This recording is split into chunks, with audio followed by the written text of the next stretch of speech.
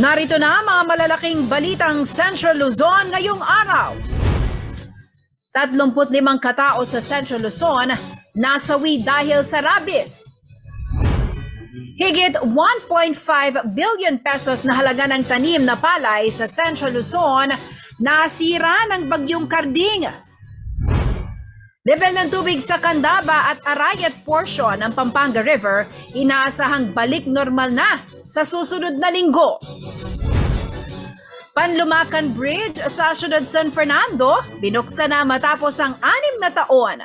Bahay na nakaharang, tuluyan ng giniba. At papel ng pribadong sektor sa pagpapasigla ng turismo, kinilala ng City Government ng San Fernando. CLTV, pinarangalan.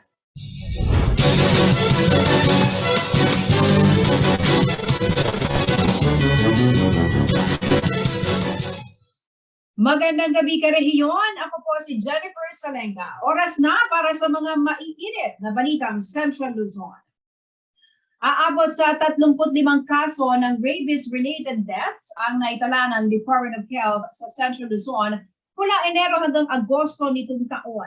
Kaya naman sa pagdiriwang ng World Rabies Day, pinalalahanan ang mga pet owner na maging responsable at ipa-injeksyon ng kanilang mga alaga para makaiwas sa nakamamatay na virus. May ulat si Felix Barrios.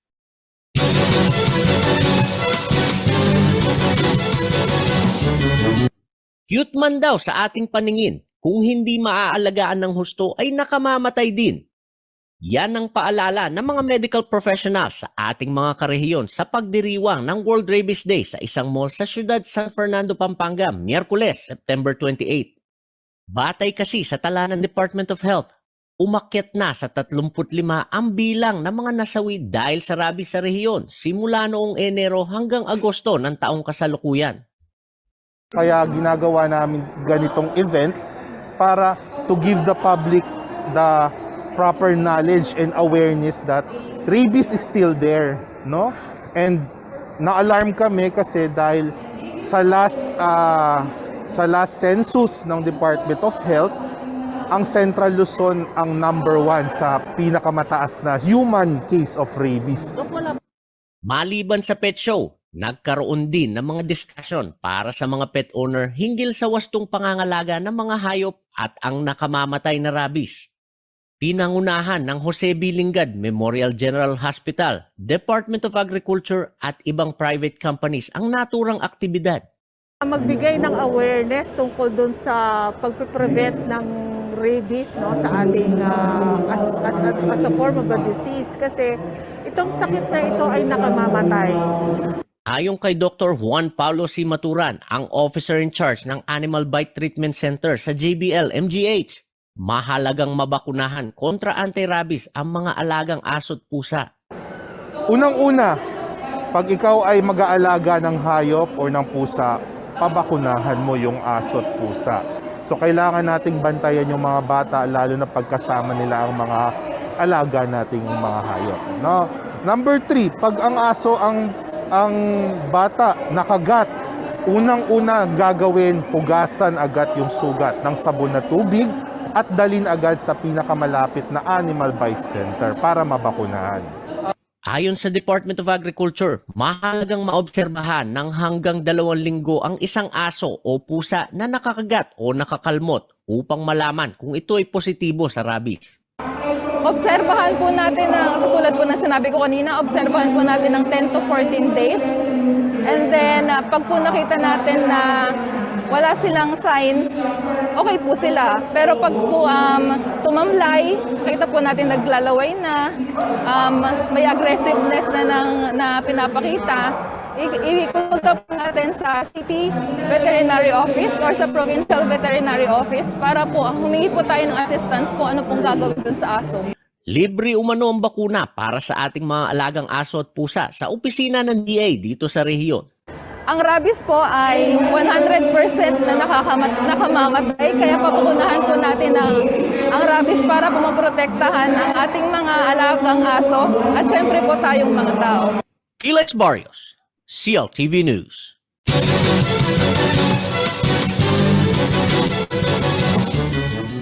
Matapos matenga at hindi mapakinabangan sa loob ng 6 na taon, binuksan na po ngayon sa mga motorista ang isang tulay sa Barangay San Jose, City of San Fernando, Pampanga. Ang bahay na dating nakaharang sa mismong kalsadang tinutumbok ng tulay, tuluyan ng giniba matapos magkasundo ang may-ari at ang city government ukol dito. May detalye ng balitang yan si Gemma Lumbang Parungaw.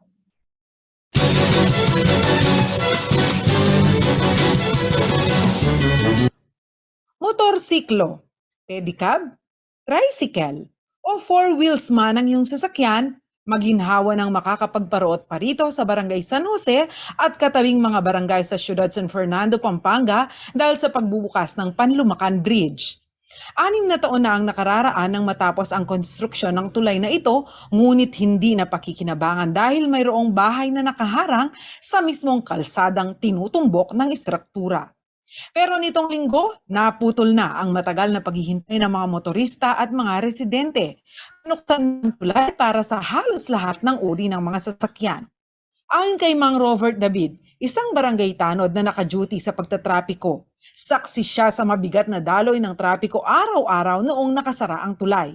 Tanging ang makipot na steel bridge lamang dito ang pinagtitiyagaan ng mga motorista. Kung walang magbabantay na barangay, tsaka ginagawa namin tuwing umaga, sinasara namin one way lang. One way lang ha, para papasok lang, walang palabas. Para yung traffic, hindi masyadong maano. Ngayon, nakabukas na ito, wala nang traffic, okay na. Maliwalas na. Regular na dumadaan sa San Jose si Mark Balboa at pumapasada naman ang pedicab si Mang Bonifacio Perez. Malaking bagay daw para sa kanila ang pagbilis ng biyahe dahil sa pagbubukas ng Panlumacan Bridge. All good naman kasi magagamit na rin to kasi tagal na natenga nito eh. Saka at least ngayon madadaanan na, napapakinabangan na ng mga tao. Malaking ginawa, sir. Sobrang laking ginawa. O gaya nga dati kailangan mo pang magantay, dadaan muna yung galing doon. Kung ngayon dito pwede ka na dumiretso. Okay naman po ngayon, maganda na yung daloy ng trapiko para dinadaan na yung kalahati. Maganda rin para yung pagpasok ng eskwela, pagbukas ng eskwelahan para madaan ng mga estudyante po. Malapit naman ang bahay ni Aling Gloria sa nasabing tulay at batid niya ang takot sa mga estudyanteng nagdaraan dito. Ngunit ngayon, ginhawa raw ang hatid ng mas malapad na daan para sa mga nais makatipid at naglalakad na lamang patungo sa paaralan. Maganda, nakatulong ng malaki. Maganda na yung daloy ng trapiko ngayon. Saka yung mga batang mag-aaral ayaw nilang maglakad, gusto naka-wheeler na kasi natatakot baka kala nila nasasagasaan. So ngayon po, malawak na po. Malawak na. Ginawa na. Samantala, bakas pa rin ang dating bahay na nakaharang sa tulay. Ito ay pagmamay-ari ng pamilya Simeon. Pagkatapos ng 6 na taon na pagmamatigas na huwag lumikas, ay voluntaryo nilang tinibag ang kanilang bahay. Ito ay matapos sumang-ayon ni Mayor Vilma Caluwag sa matagal na nilang hiling na bahay na malilipatan kapalit ng kanilang pag-alis. Maliban pa ito sa kompensasyon na ibibigay sa kanila ng Department of Public Works and Highways o DPWH. Jana Lumbang Parungaw, CLTV News.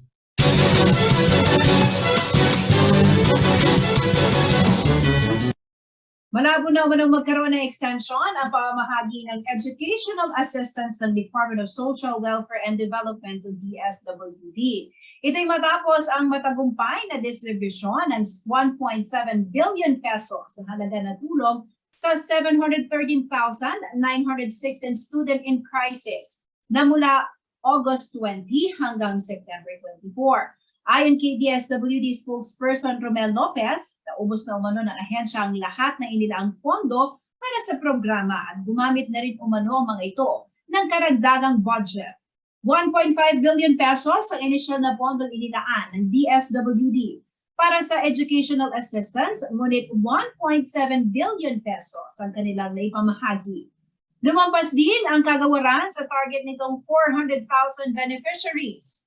Paliwanag naman ni DSWD Secretary Erwin Tulfo, mangangailangan pa sila ng karagdagang 200 to 300 million pesos para muling buksan ang Educational Assistance Program. Hindi raw sapat ang 1.5 billion pesos budget, lalo pat umabot na umano sa 2 milyon ang bilang ng mga estudyante na nagparehistro para sa cash aid.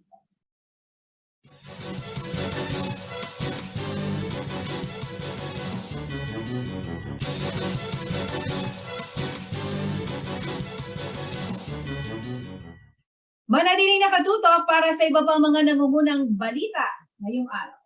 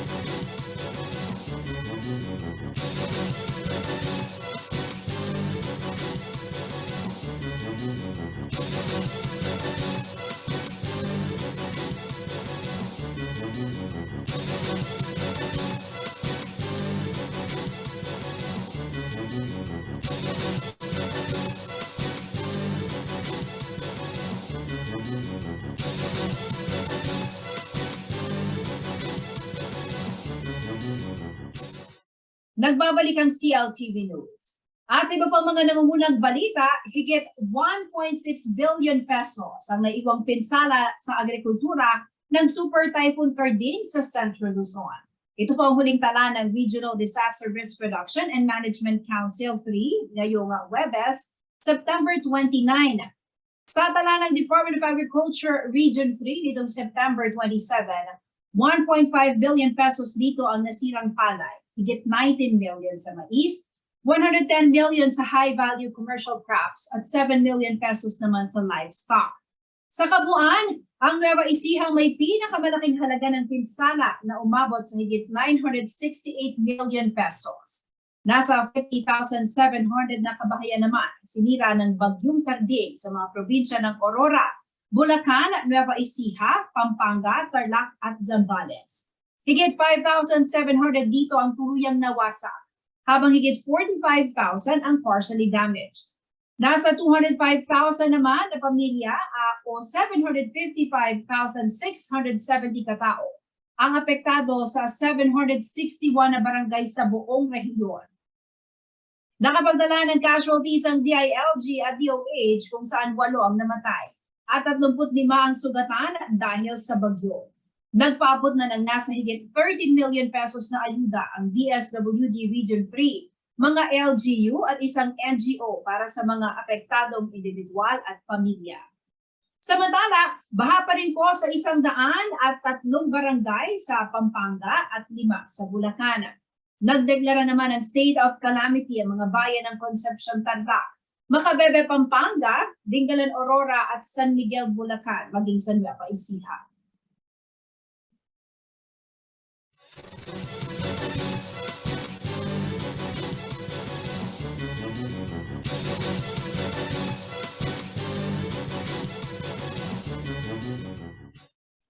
Nananatili sa above alert level ang tubig sa Arayan portion ng Pampanga River, habang critical alert level naman ang Candaba Swamp. Batay po yan sa monitoring ng River Basin Flood Forecasting and Warning Center. Umaga ng Webes, September 29.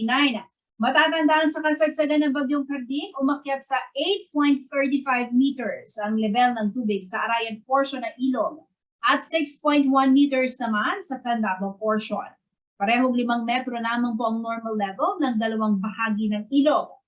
Sa kabila nito, inaasahan na raw ng PRFFWC na bababa na ang level ng tubig sa Ilog de Pampanga hanggang sa susunod na linggo. Samantala, aasahan na bababa ang tubig bababa ang tubig na magmumula sa Arayat at Candaba sa mga bayan ng San Simon, San Luis, Apalit, Kalumpit, Macabebe at Masantol na maaari po makapagdulot ng muling pagbaha, lalo na kung sasabayan pa ito ng high tide. Kaya naman babala ng PRFFWC na patuloy na mag-ingat at maging alerto sa mga susunod na araw. Okay, as of present, 10 a.m., sa Arayat is 6.05. No?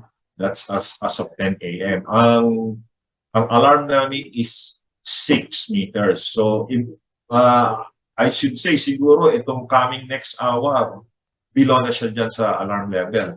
Nasa alert level na lang siya. So, yun yung nangyayari ngayon.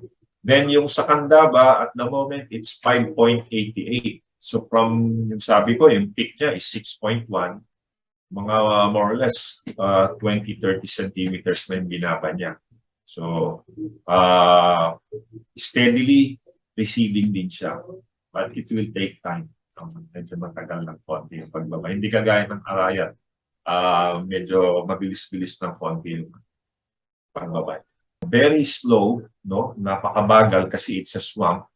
Aabuti ng ilang araw to, ay dahan-dahan naman siyang bumababa. Pero at a very slow rate, no? Mga 0.02 to 0.05 centimeters lang, parang ganyan. No? So, I guess it will take us until weekend and even beyond that bago talagang totally makumupa, no? Pero siguro by weekend baka manageable na, tolerable na yung taas ng tubig, hindi na nakakahirap sa mga tao, sa kababayan natin.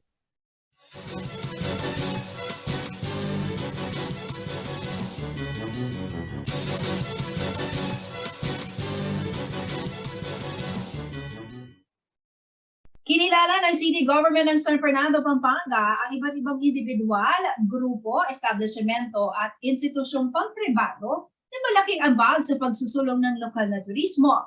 Ayon pa kay Mayor Vilma Caluag, mahalagang papel ng private sector hindi lamang sa tourism industry, kundi maging sa pangungobyerno sa syudad. Samantala, kabilang naman po sa mga ginawa ng parangal bilang industry partner ang CLTV. May detalye ng balitang yan si Felix Marcos.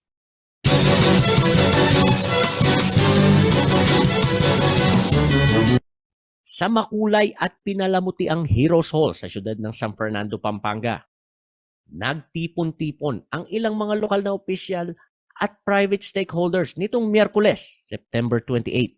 Ito ang Tourism Star Awards kung saan higit 160 organisasyon, establishmento at institusyon ang kinilala ng city government para sa kanilang natatanging ambag sa pagpapasigla ng lokal na turismo. Ayon kay Mayor Vilma Caluag, hindi lamang sa pagpapaunlad ng tourism industry makikita ang kahalagahan ng pagtutulungan ng local government sa private sector. Importante ring makibahagi raw sila sa pagbibigay direksyon sa takbo ng pamamahala sa lungsod.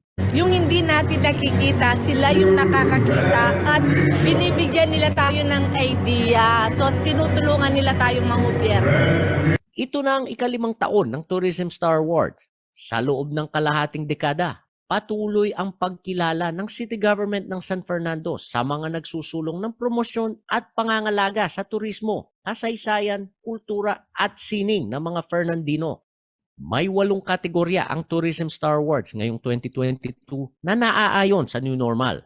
Ito ang Department of Tourism Accredited Establishments, Tourism Statistics Excellence, COVID-19 tourism heroes, most participative tourism frontliners, child-safe tourism, barangay tourism program champions, incident management team compliant MICE facilities, at mga partner organizations. Kailangan natin yung pagtutulungan ng pampribado at pampublikong sektor para tuloy-tuloy ang paggaling natin at pagbangon, lalong-lalo na sa industriya ng turismo ngayong panahon ng pandemic. We're one of the most active tourism offices in the region. Isa ito sa mga incentives na binibigay natin sa mga tourism stakeholders. But more than that, mas kabuuan doon, makita natin na komprehensibo yung mga programa ng pamahalaang lungsod patungkol sa turismo, lalong-lalo na sa suporta ng ating butihing Mayor Vilma Caluwag. Samantala, isa naman ang CLTV sa mga kinilala ng City Government ng San Fernando pagdating sa pagsusulong ng turismo sa syudad.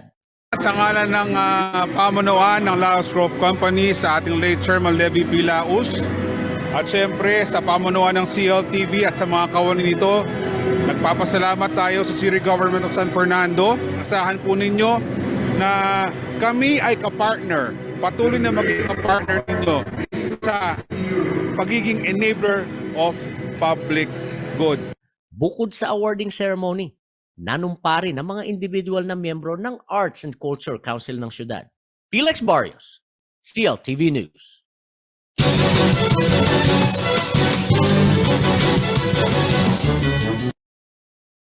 Manatiling nakatutok at magbabalik ng CLTV News.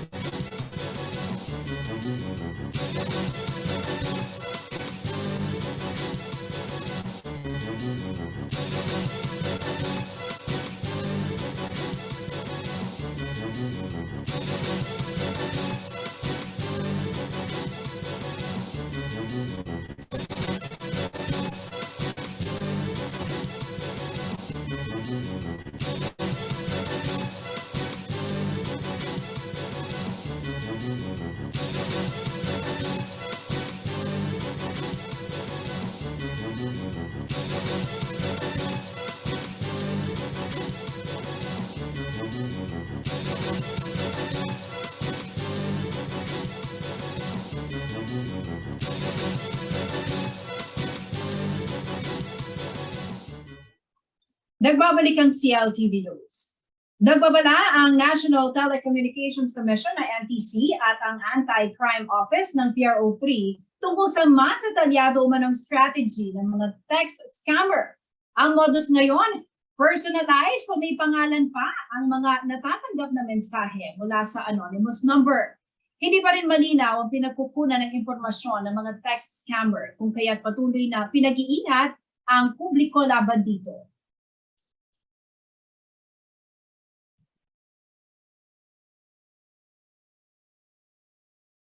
Kaugnay na balitang yan, makakasama po natin si JM De Jesus.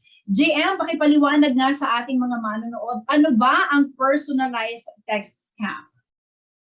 Yes, kasamang Jen, siguro naman halos lahat sa ating mga karehiyon ngayon ay halos araw-araw nakakatanggap ng mga mensahe na kung saan nagbibigay ng papremyo dahil sila umano ay nanalo sa isang raffle o di kaya naman ay nagbibigay ng trabaho para sa ating mga kasama dito sa Central Luzon. O di kaya naman ay nagbibigay sila ng mga link na kung saan ay pwede nilang mapindot at doon na magsisimula na makukuha ng mga scammers sa mga impormasyon. At isa umano sa mga nangungunang scams ngayon ay ang personalized text scams. At ito ay isang uri ng unsolicited text message or SMS na galing sa mga hindi kilalang numero o mga 11-digit numbers. Layon muna ito na makuha ang inyong mga iba pang mga impormasyon, personal na impormasyon at online accounts sa pamamagitan ng pagpapanggap bilang isang bangko. Like for example, yung mga kasama natin dito sa Central Luzon ay gumagamit ng mga mobile banking applications at yun ay ginagamit nila sa isang text scam, no? At nagpapanggap din sila bilang isang service provider o kaya naman iba pang mga lehitimong kumpanya o kilalang personalidad. At makikita natin dito kung dati sa simula ng pandemya dahil napansin ng NTC, nagsimula itong mga text scams simula nung nag-work from home halos lahat ng mga tao dito sa Central Luzon. At makikita nila meron talagang trend na nagbabago ang mga text na natatanggap ng ating mga karehiyon. Nung una ay makakatanggap lamang sila ng mga text kaugnay ng mga raffle. Like for example, nanalo umano ng 2 million pesos ang isang tao at merong link dun sa may bandang dulo. At ngayon, sa mga panahon ngayon ay nag-iba na umano dahil ngayon personalized na at makikita nila na may pangalan na ng mismong may hawak ng number. At kaya naman nababahala ngayon ng NTC dahil ngayon hindi nila alam kung saan ito at kung paano nakakuha ng mga personalized information na ito. At sa ngayon nabanggit kanina ni RD Azorcichon na talagang nag-evolve din talaga ang style ng mga scammers ngayon. So basically itong text scam na ito ay isang ginagamit na paraan upang makakuha ng impormasyon kaugnay dito sa mga may-ari ng mga cellphones at mga ng mga tao dito sa Central Luzon. Alright. Meron bang naipakitang datos sa JM, ang NTC at ang Anti-Crime Office ng PRO3 kung gaano ba yung mga nabibiktima ng mga ganyang klaseng text scam dito sa ating rehiyon? Yes, kasamang Geno, kanina nga ay umattend tayo doon sa kapihan at balitaan ng kabisahan ng mga broadcaster ng Pilipinas at nandoon present sina Police Colonel Fidel Fortaleza Jr. ng Cybercrime Office ng PRO Region 3 at si RD Azorcichon at natanong natin sa kanila kanina kung meron bang mga naire-report na kaso ng mga text scams at mga mismong nai-scam talaga dito sa mga ganitong paraan. At nabanggit nila na nasa humigit kumulang 300 na ang mga nai-report na kaso dito sa Central Luzon.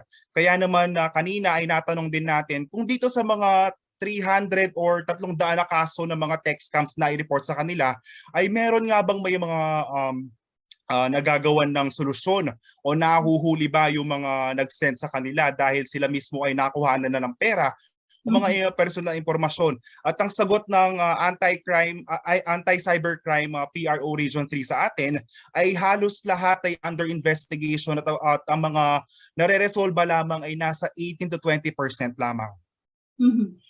Nakikita na ba, JM, kung paano nagagawa ito, no? Ano yung, paano nakukuha yung mga detalye, even yung mismong pangalan, ano? Natutunto na ba ng NTC paano nangyayari yung mga ganitong uri ng text scams? Ang iba pa nga, may mga nakikilala ko, well, personally, ako mismo nakakatanggap ng mga ganyan, ano?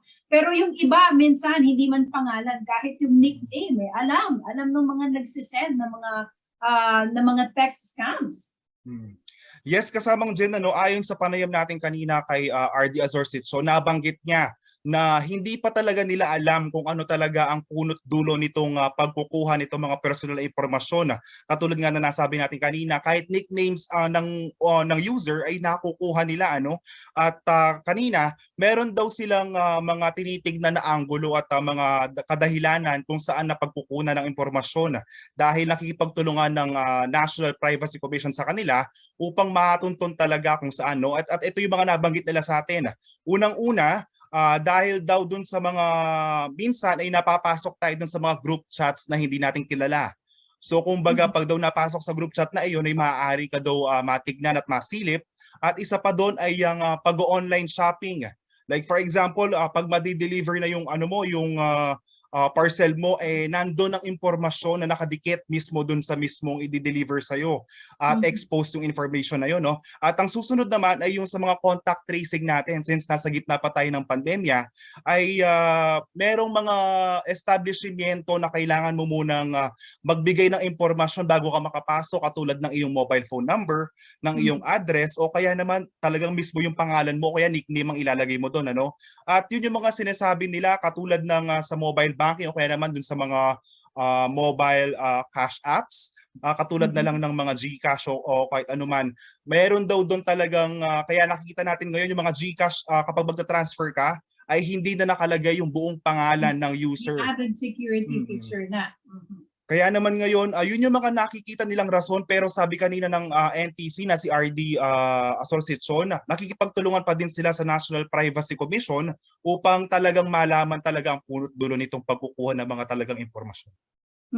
Ito siguro, JM, mahalaga na may pabatid natin sa publiko. Ano ba yung mga kailangan nilang gawin para makaiwas dito sa mga text scams na to, at nabanggit mo nga kanina, meron talagang mga nabibiktima, meron mga nakukuhanan ng pera at yan po ay nagiging talamak ngayon, So mahalaga na ipaalam natin sa ating mga manonood sa publiko, paano nga ba makakaiwas sa mga ganitong text scam? Halimbawa, naka-receive sila, JM, ng isang mensahe, na it's either sila ay nanalo, at kailangan i-click mo yung link, di ba? Kapag kinlik mo yung link na yon, doon na nakukuha yung mga information na personal information ng isang subscriber. Paano ba ang kailangan nilang gawin once na nakatanggap sila ng text scam? Yes, ayon sa mga napag-usapan kanina ay merong mga magagawa naman ang isang individual. Kapag nakatanggap ng isang text message mula dito sa hindi katiwa-tiwala na number, at especially kung 11-digit number lang ito at hindi ito registered na talagang number mula dun sa isang kumpanya o establishmento, ay huwag umano itong paniniwalaan kaagad. Titignan din ang format ng mismong text at makikita naman doon at tatandaan daw natin kung meron daw ba talaga tayong sinalihan na raffle o kung ano man, dahil kung wala naman ay talagang kahina-hinala ito. At kung makakatanggap ng message ay kailangan daw i-delete na lang ito kaagad o di kaya naman na i-block kaagad itong number na ito, dahil isa daw itong paraan upang hindi na makatanggap pa ng mga phishing or phishing text messages. At isa pang sinabi ng NTC kanina ay dapat daw kung kayo ay nabiktima na, maaari kayong bumisita sa kanilang website dahil meron daw silang na inilagay na doon na kung saan maaari na kayo mag-report ng mga scams na inyo natatanggap, at kung sakaling kayo ay nabiktima na, ay maaari na kayong bumisita mismo doon sa kanilang opisina para matulungan sila. At ayon naman doon sa Cybercrime Office ng Regional 3, ng PRO Regional 3, hindi daw ganun kadali ang ginagawang investigasyon dito sa mga ganitong kaso dahil medyo mahirap talagang hanapin ang punot dulo at wala umano talaga masyadong ebidensya kung sino talaga mga nagsisend na ito. Kaya naman talagang patuloy nilang pinagsasabihan lahat ng mga phone users o kaya yung mga talagang laging nakakatanggap ng mga text messages na sana ay wag na nila talagang pindutin yung link. Dahil pag pinindot umuna nila yung link na yon, kahit wala silang gawin, ay may posibilidad na makuha na lahat ng impormasyon na nakalagay sa inyong telepono. Pero are they encouraging, JM, yung publiko, Kasi nga, madali namang i-block lang yan kaagad, lalo na kung hindi mo kilala yung numero na nagsisend sa'yo. At tulad nga ng nabanggit mo kanina, kung alam mo wala ka namang sinalihang contest, bigla kang nanalo ng 1 milyon. Talaga namang mapapaisip ka, hindi ba? Are they encouraging the public na maliban doon sa pagbablock dun sa numero, mas maganda ba na i-report talaga nila ito sa NTC? Yes, kasabang Jen, isa umuno sa mga ginagawa ng NTC ngayon ay ang pagsesend ng text blast na kung saan pinagsasabihan nila lahat ng mga phone users na huwag maniniwala sa mga ganitong text scams dahil ito ay delikado. At sinabi din nila na dapat i-report ito dahil isa itong hakbang upang talagang maiwasan na makatanggap ng ganitong mga text scams, at hindi natin maiiwasan talaga na kung araw-araw ay makakatanggap ka talaga ng iba't ibang uri, kung for example mag-o-offer sila ng trabaho, mag-o-offer sila ng papremyo at kung ano-ano man. Kaya naman na isa umuno talaga sa pangunahing gusto ng mangyari ng NTC ay lumapit mismo ang isang individual o kaya naman na mai-report ito sa kanilang website. Alright, maraming salamat sa iyong ulat, JM De Jesus. Dumako po tayo sa ibang balita. Nagsanib puwersa sa pamamagitan ng isang Memorandum of Agreement ang Public Authorities Office o PAO at ang Department of Social Welfare and Development o DSWD laban po sa mga ama na tinalikuran ang kanilang responsibilidad at hindi nagbibigay ng sustento sa kanilang mga anak. Nitong Martes, inagdaan ni PAO Chief Persida Rueda Acosta at DSWD Secretary Erwin Tulfo ang kasunduan kung saan maaari magsampa ng kaso ang PAO laban sa mga ama na inabandona ang kanilang mga anak. Ayon sa dalawang ahensya, malinaw umano sa batas na obligado ang isang ama na magbigay ng suporta sa kanilang anak hanggang umabot ito sa 18 taong gulang. Binanggit din ni Tulfo na maaari umanong kasuhan ang mga babayang ama sa bisa ng Article 194 at 195 ng Family Code of the Philippines. Ipinaalala naman ni Atty. Acosta ang isang batas na magpaparusa sa mga mapapatunayang nagpabaya sa kanilang anak sa ilalim ng Section 5 ng Republic Act 9262 o an act defining the violence against women and children and providing protective support for the victims. Pagkakabilanggo po ng 1 hanggang 20 taon at multang 100,000 hanggang 300,000 pesos ang naghihintay sa mga pabayang ama. Bunso dito, hinihikayat ng DSWD ang mga ina na makipag-ugnayan sa alinman sa kanilang mga tanggapan para i-report ang mga ama na tumatangging magbigay ng sustento sa kanilang mga anak.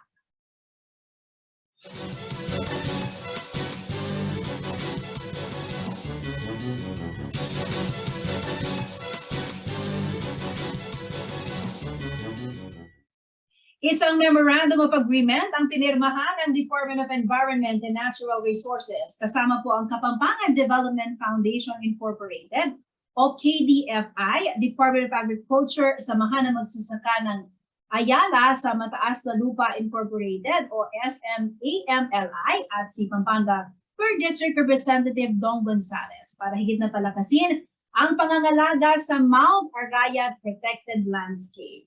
Sa ilalim po ng naturang kasunduan, 2 lugar na bahagi ng National Greening Program sa Arayat at Magalang ang tatamnan ng puno ng KDFI. Kabilang po sa mga itatanim ay mga punong kahoy at fruit-bearing trees, gayon din ang mga indigenous forest trees at mga kawayan. Magbibigay naman ng technical assistance ang DA at DNR sa KDFI para sa naturang proyekto. Inaasahang magsasagawa ng livelihood projects ang KDFI para po sa 45 magsasaka na bahagi ng SMAMLI at kanilang mga pamilya. Samantala, tungkulin naman ang mga miyembro ng SMAMLI na pangasiwaan ang pagtatanim, pagbabantay at pagsasaayos sa naturang protected area sa loob ng 5 taon. Matatandaan kamakailan lamang ay diniklarang protected landscape ang Mount Arayat National Park sa bisa ng Republic Act 11684.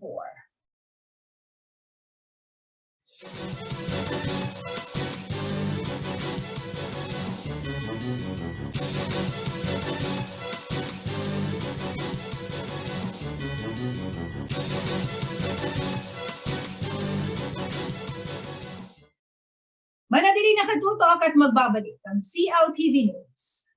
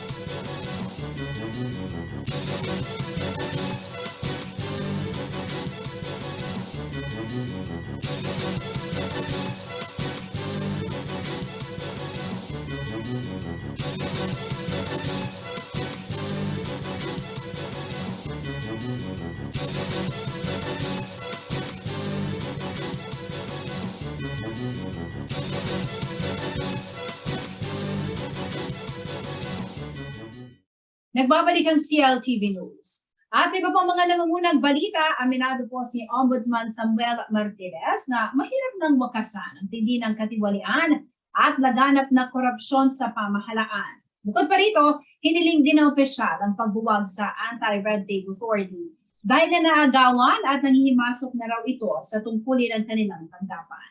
Narito ang detalye.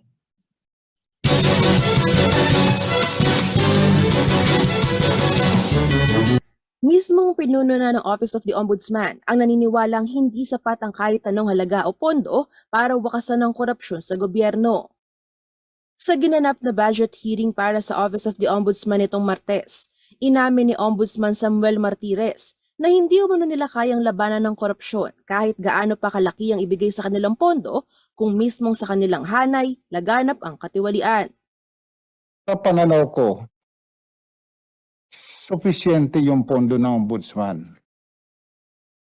Pero kung sa paglaban sa korupsyon, ay hindi talaga kakayanin to kahit bigyan nyo kami ng 100 bilyon piso, ay hindi namin kakayanan labanan ng korupsyon. But we ourselves are fighting corruption within the office. Hindi namin pwedeng sabihin na yung ahensya ng gobyerno ay corrupt dahil kami mismo may problema sa korupsyon. Ang problema lang po ay hindi namin sila mahanapan ng konkretong ebidensya. Bunsod nito, pinayuhan ni Senate Minority Leader Aquilino Pimentel III si Martirez na gamitin ng panukalang pondo ng kanyang tanggapan para magpatupad ng mas maraming reforma. Kabilang sa mga isusulong ni Martirez ang reorganization sa Office of the Ombudsman, gayon din ang pagkakaroon ng clarificatory hearing sa admin cases para mapabilis ang investigasyon sa mga kaso kahit marami raw ang tutol dito. Importante po ng clarificatory hearing dahil doon maliliwanagan po yung investigador na may pagkakamali pala dito. You'll be able to see the demeanor of the witnesses that is presented. Ayokong ulitin yung mga nangyaring kamalian sa mga nakaraan. Gusto kong baguhin ngayon. Samantala, kailangan din umanong tutukan ng pagresolba sa inefficiencies at red tape sa gobyerno. Kasabay nito, muling pinabubuwag ni Martirez sa Senado ang Anti-Red Tape Authority o ARTA. Nagpahayag ng pagkadismaya si Martirez dahil nang hihimasok na umano ang ARTA sa kapangyarihan at trabaho ng Ombudsman. Batay sa Section 13, Article 9 ng 1987 Constitution, kabilang sa kapangyarihan at tungkulin ng Office of the Ombudsman ay ang pagtukoy sa dahilan ng inefficiencies, red tape, mismanagement, fraud at korupsyon sa gobyerno at gumawa ng rekomendasyon para sa pagpapatalsik ng mga sangkot na individual. Noong 2018 ay pinirmahan ni dating Pangulong Rodrigo Duterte ang Anti-Red Tape Act dahilan para mabuo ang ARTA bilang attached agency ng Office of the President. Aniya, hindi lamang umano ito makakontra noon habang dinidinig ng Kongreso ang batas dahil siya ang kasalukuyang mahistrado ng Korte Suprema. Alam ko po, nagpasa po ang Kongreso ng anti-red tape law. Ako po'y nanahimik. Ayoko po makipag-away. Pero ngayon po ay hinihiling ko the repeal of the anti-red tape law that created the ARTA, because ARTA has encroached on the powers of the Ombudsman to determine the causes of inefficiency and red tape in the government. Wala ho kong problema doon. Kanya lang yung aming naisip na mga policies ay mga simpleng policies lang po. This will give the local government units and the department heads the authority to discipline its own men. Not for the ombudsman to say na kayo ay nagkasala. No. We will not interfere in the quasi-judicial functions of any government agency, Your Honor. Sa isang pahayag na inilabas ng Anti-Red Tape Authority o ARTA noong September 14, sinabi nito na iginagalang umano nila ang opinyon ni Martires at nakikipag-ugnayan na rin ng mga ito para humingi ng paglilinaw sa investigative function ng ahensya upang matiyak kung ito ay naaayon sa jurisdiksyon ng Office of the Ombudsman. Angelica Cara, CLTV News.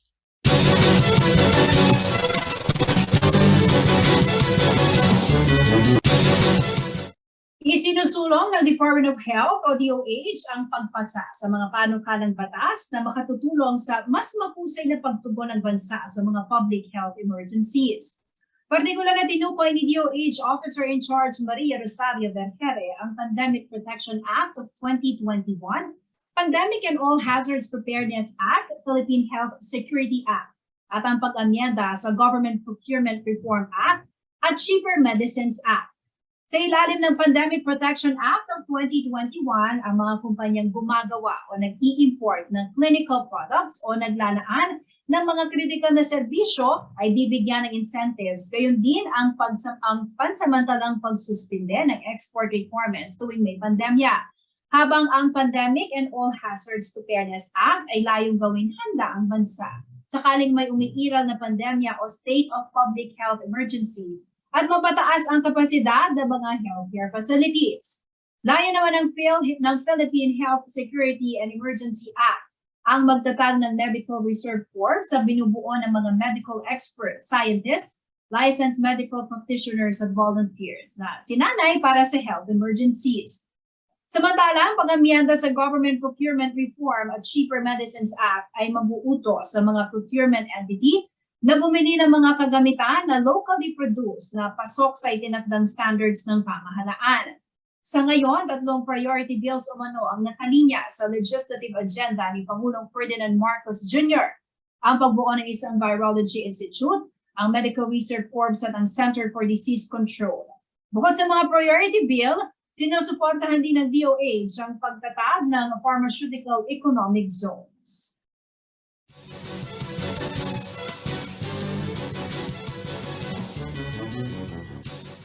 Alamin naman natin ang magiging lagay ng panahon mula kay Ginong Manny Esguera, ang Chief Weather Forecaster ng Pag-asa Clock.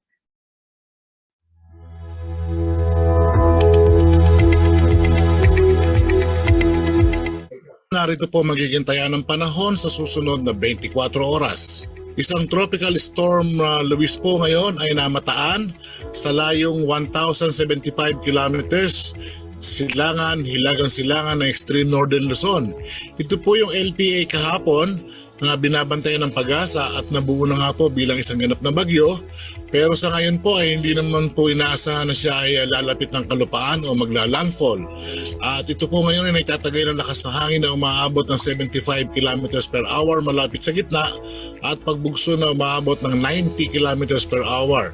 Ito po ay kumikilos pahilaga sa bilis na 20 km per hour. Samantala po, mayroon pa po tayong isang low pressure area na binabantayan at ito po ay namataan at tinatayang nasa layong 335 kilometers dyan po sa may silangan ng Giwan Eastern Samar. Sa ngayon po ay maliit pa naman yung tsansa mabuo bilang isang ganap na bagyo, Pero yung pong posibilidad ay hindi po natin inaalis. At ito po ay nakakaapekto ngayon dito sa may Eastern Visayas, Caraga at Bohol. Sa mga nabanggit pong lugar ay magiging maulap po ang papawirin na may kalat-kalat na mga pag-ulan, pagkidlat at pagkulog dulot niya po ng LPA. Samantala po ang Metro Manila at nalalabing bahagi ng bansa, kasama na po dito ang Pampanga, magiging bahagya hanggang sa kuminsan ay magiging maulap din po ang papawirin, especially po sa bandang hapon o gabi, at posible po tayong makaranas ng mga pulo-pulo mga pag-ulan, pagkidlat at pagkulog, dulot naman po ito ng localized thunderstorm. So ito lamang po yung mga weather system na binabantay ng Pag-asa at nagpapaulan po sa ilang parte ng ating bansa. Kaya ang lahat po ay pinag-iingat pa rin. At yan ang mga balitang nakalap ng CLTV News. Kasama po ang pwersa ng CLTV News and Current Affairs. Ako po si Jennifer Salenga. Maraming salamat po. Samantala, 87 days na lamang po at Pasko na.